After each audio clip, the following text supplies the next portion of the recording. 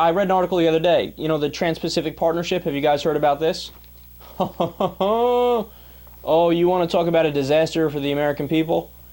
Oh, it's a disaster for the American people. So as we all know, you know how they have free trade deals? There's NAFTA, there's GATT. And I love how they use the flowery language of free trade. Who could be against free trade? It's free, free. Everybody likes freedom. Well, in reality, free trade is just outsourcing.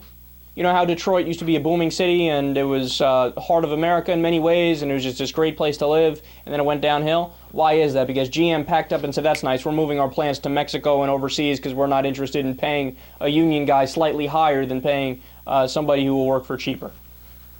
That's what free trade is. Free trade is taking good American jobs and outsourcing them. Anytime you hear the word free trade, just separate the word in your mind with outsourcing because that's what it actually is.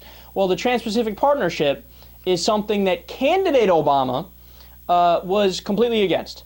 Said, how dare we, don't even consider it, we're going to ship away more American jobs, unemployment will go higher, the average, the median income of the middle class will drop more, no more, no more, no more. Then all of a sudden, remember in the State of the Union address, Obama paid lip service, so we are going to pass the Trans-Pacific Partnership and make a greater union in the United States.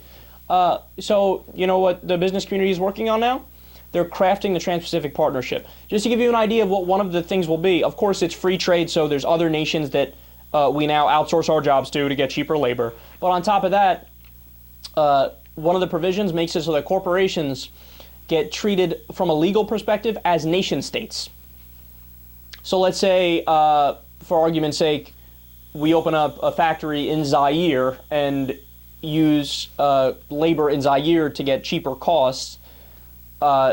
If there's a dispute between the government and the corporation is legally allowed to say, yeah, I don't care that you're saying we need to have safety regulations and not do child labor and not have them locked inside the factory and the fire exits blocked. We don't care. We're going to sue you because we're equal to you.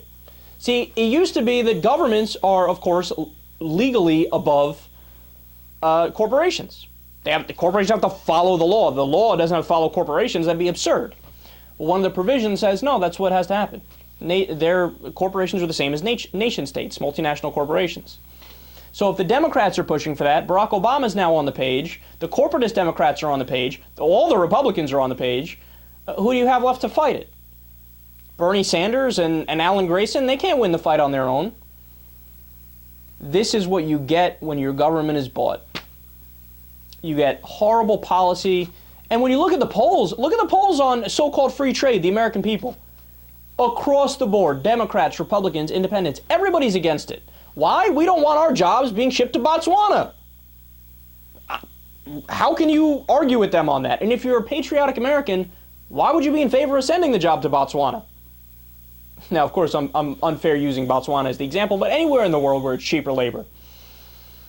No, you need to bring back protectionism. I know it's a dirty word, but if you actually have tariffs on imported goods, if you actually incentivize via our tax system businesses to set up shop in the United States and you incentivize unionization, then you see the middle class wages will rise, there will be more people getting hired, and you won't have the race to the bottom that we have now with outsourcing.